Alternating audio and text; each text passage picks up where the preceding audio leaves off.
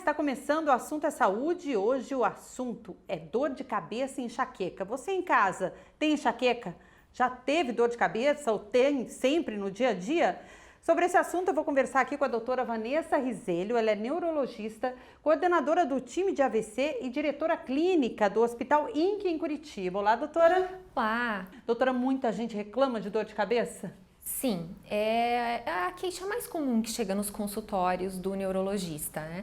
As dores de cabeça são um quadro extremamente comum na população, de forma geral, e muitas pessoas vão ter pelo menos algum episódio de dor de cabeça na vida.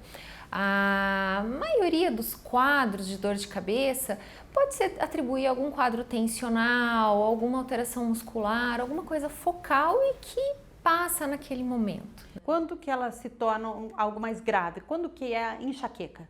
Vou colocar de duas formas, então, essa resposta. As dores, quando começam a ficar preocupantes, são aquela dor de cabeça que fica frequente. E esse frequente é a partir de 3 vezes ao mês. Se a pessoa já tem pelo menos 3 episódios de dor de cabeça por mês, isso já é preocupante e precisa ter uma avaliação médica. Outra coisa preocupante na dor de cabeça é a dor que começa, a nova dor. A pessoa, por exemplo, nunca teve dor de cabeça e de repente começa a ter dor que fica, que persiste, que não está melhorando com a medicação. Ou uma dor de cabeça que vem associada a algum outro sintoma, por exemplo, alteração na visão, formigamento, perda de força, desequilíbrio do corpo, vômitos de uma forma muito intensa. Então, esses quadros devem merecer uma avaliação médica o quanto antes, porque essa dor de cabeça pode ter alguma causa por trás. Em relação à enxaqueca, tem alguma causa, doutora? O que causa enxaqueca? O que leva uma pessoa a ter enxaqueca? A enxaqueca é uma síndrome, é um conjunto de sintomas em que a dor de cabeça se manifesta. Tem características nessa dor de cabeça da enxaqueca, que a dor geralmente é numa metade da cabeça, seja na metade direita ou na metade esquerda. A dor tem que ser uma característica pulsátil, parece que ela fica latejando na cabeça, parece a pulsação do coração. Frequentemente está associada a enjoos ou até episódios de vômitos e também pode estar associada à sensibilidade com a claridade, a luminosidade incomoda, o barulho incomoda e para algumas pessoas até os cheiros, cheiro de produto de limpeza, cheiro de perfume, isso piora a dor. Quando a pessoa tem essas características e isso de uma forma repetitiva, a gente pode diagnosticar como enxaqueca. A enxaqueca tem outros sintomas associados. Muitas vezes a pessoa já vem com algum desconforto, algumas horas ou desconforto antes, ou pode ter algum fenômeno que a gente chama aura, que é uma visão alterada ou brilhos na visão, ou mesmo apagamento de metade da visão. Ou mesmo uma sensibilidade que vai subindo do braço ou da perna e tem pessoas que chegam até a ter alteração da fala antes de uma crise de enxaqueca. Mas acontecendo isso, é importante avaliar, porque antes de ter esse diagnóstico de enxaqueca, pode ser outras lesões neurológicas.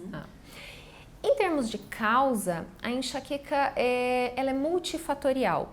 Ainda não sabemos todos os detalhes no cérebro, mas sabemos que há uma disfunção de substâncias, de alteração na irrigação do cérebro em determinadas áreas, uma sensibilidade em determinadas áreas. Isso faz com que o cérebro fique mais sensível a esses estímulos e acabe gerando a dor de cabeça como manifestação. Pode ser genético também? Sim, existe uma transmissão genética e existem até algumas síndromes de enxaqueca que são de transmissão familiar, como por exemplo uma forma pouco comum que chama enxaqueca hemiplégica familiar, em que antes ou durante a crise a pessoa tem perda de força, ou até perda de fala, e isso se transmite entre pais e filhos. Tem como prevenir esses episódios de dor de cabeça, doutora? Perfeito, tem sim. Para quem tem enxaqueca, é muito importante fazer a avaliação médica, porque pode ser necessário usar algum tratamento, seja medicamentoso, seja ou não medicamentoso, com modificações de hábitos de vida, atividade física, técnicas de estimulação elétrica cerebral, acupuntura, fisioterapia, que são importantes também. Tá? E para quem precisa de tratamento, existem diversos medicamentos que são muito eficientes para reduzir a ocorrência das crises, e tem pessoas que até mesmo deixam de ter crise de enxaqueca quando fazem o tratamento adequado. Maravilha, isso. Doutora, em relação às dores de cabeça comuns, que nos afetam no dia a dia, eu tenho uma dor de cabeça, muita gente toma medicamento que compra direto na farmácia ou que a vizinha indicou, existe muita automedicação, né? Quais são os cuidados que tem que ter em relação a essa dor de cabeça, que ela é mais comum no dia a dia, mas ela tem que ser olhada com cuidado também? Sim. Como a causa mais comum de dor de cabeça é relacionada a tipo tensão, a contraturas musculares, a desconforto muscular que irradia para a cabeça, e também tem as outras causas relacionadas a alguma infecção. Então agora a gente vê frequentemente os pacientes com infecções respiratórias que podem ter dor de cabeça, né? Sinusite é uma das causas de dor, mas não é toda a dor de cabeça que é causada por sinusite. Os cuidados são, se essa dor está persistindo mesmo ao uso do medicamento analgésico, requer uma avaliação médica. Tá? Ou se essa dor vem com algum outro sintoma junto, alguma alteração na visão, alguma alteração de movimentos, náuseas, vômitos, algum quadro de confusão, requer uma avaliação emergencial. E não tomar continuamente um analgésico, isso também pode ser prejudicial para a saúde? Muito bem lembrado.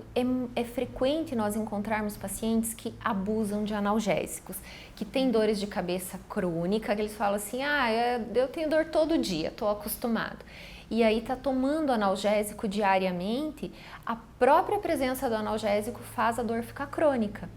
Então, é importante que essa pessoa tenha uma orientação médica para não abusar, porque é como se o organismo ficasse viciado, não é exatamente o que acontece, mas a própria presença do analgésico vai fazendo a dor ficar cada vez mais crônica.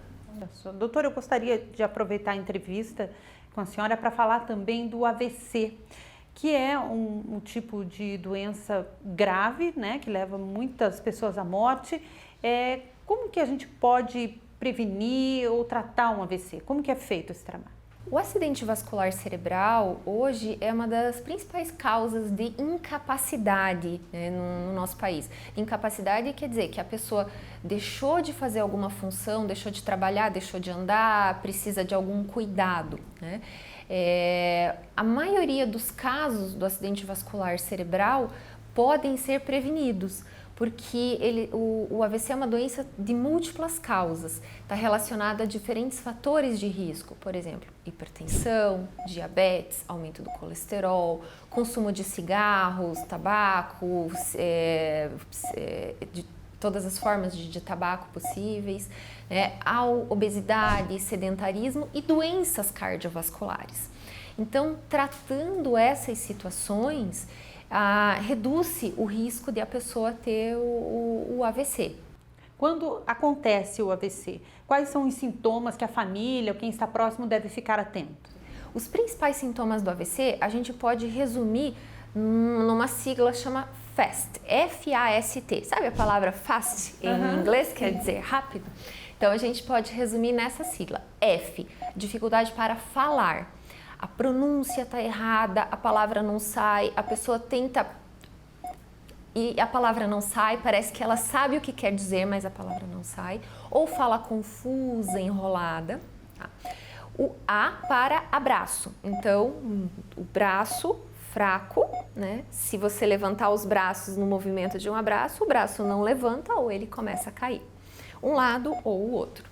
E o S, sorrir, né? A boca torta pode ser um sinal do AVC, então normalmente a gente sorri, né? Levanta muito bem os dois lados. E no AVC, um dos lados pode não estar movimentando adequadamente. E a gente usa o T, quer dizer tempo.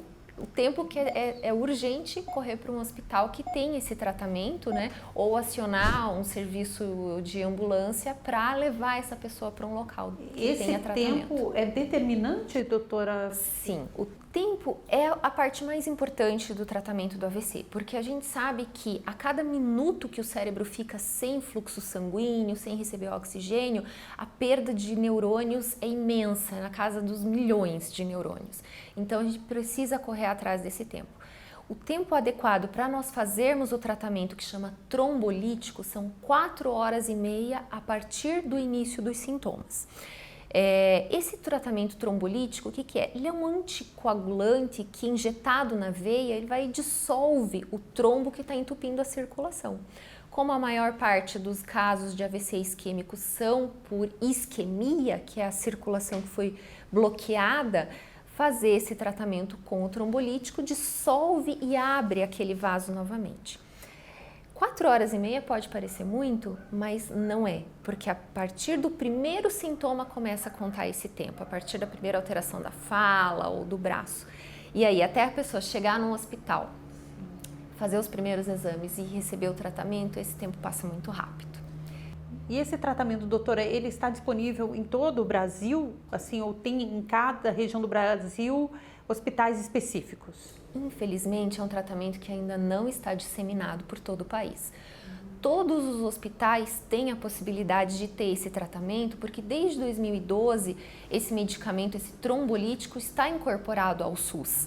E para que o hospital tenha isso, precisa ter alguns critérios no sentido assim, ter um tomógrafo, ter uma equipe emergencial, ter UTI, ter equipe que organize e faça esse tratamento, mas infelizmente não é a realidade em todos os locais do Brasil.